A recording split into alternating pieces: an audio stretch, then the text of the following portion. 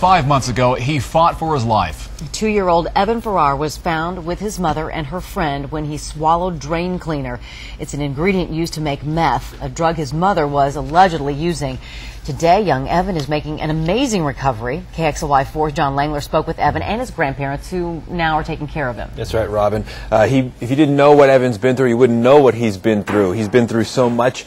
He acts like any 2-year-old, which is incredible considering what he's endured and what lies ahead. When people ask how's Evan, the answer is great. Great can mean different things to different people. Wow, can you go outside? In Evan Farrar's case, it means great to breathe, great to talk, great to be alive. You gonna fall down?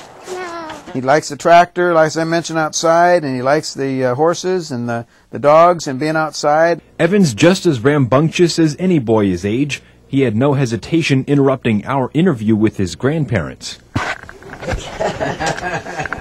But even he knows things have changed since the fall.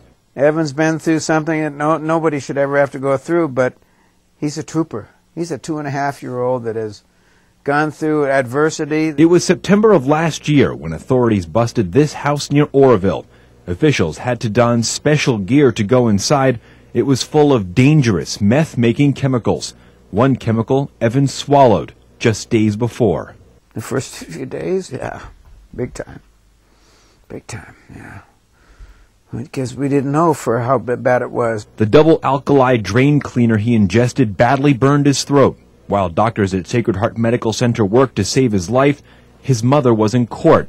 Evan's trip to the emergency room triggered a drug raid. Ashley Farrar was arrested on meth charges. She'd already served a year in jail on 3 drug convictions. But now the focus of attention was in Spokane, with Evan, as he struggled to survive. All the way to the top. 4 long hospital stays and countless surgeries later, this is Evan today. He lives with his grandparents. Evan's grandmother, Lila, gave up her job to take care of him. There were days that I said, I can't do this. You know, I don't think I'd tell anybody that, but my thoughts were that way. But now, I'm used to it. There was a lot to get used to. You've heard about the terrible twos. Well, he's got to go through and sit for an hour at a time, 3 times a day, while he gets feeding through that G-tube. He's got to sit. And a 2-year-old to sit? He has learned the word patience. He can't eat, so sometimes he licks food to get the taste. He hasn't been out much during his recovery, so he's behind in his social skills. But he can talk. He's very smart, and he's getting better. He's just an outdoor boy and loves it. These days, Ashley Farrar is at the Okanagan County Jail. She's waiting trial, but her mother says when she's out, she'll get her son back. She's going to get it together. She will.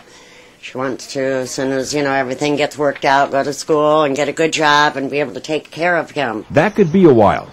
Ashley was released on her September charges in October, but last month she was arrested again on drug charges. And Lila still has questions about how Evan got hurt in the first place.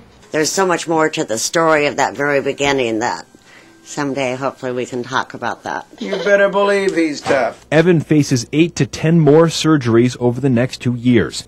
His future looks bright, though. He's starting to go to daycare more often and making friends. And hopefully one day, he'll be able to eat again. Maybe he won't be able to swallow a big chunk of steak like you and I can. Maybe he'll just have to learn to chew a little bit better and just be a little more patient. He certainly learned that patience.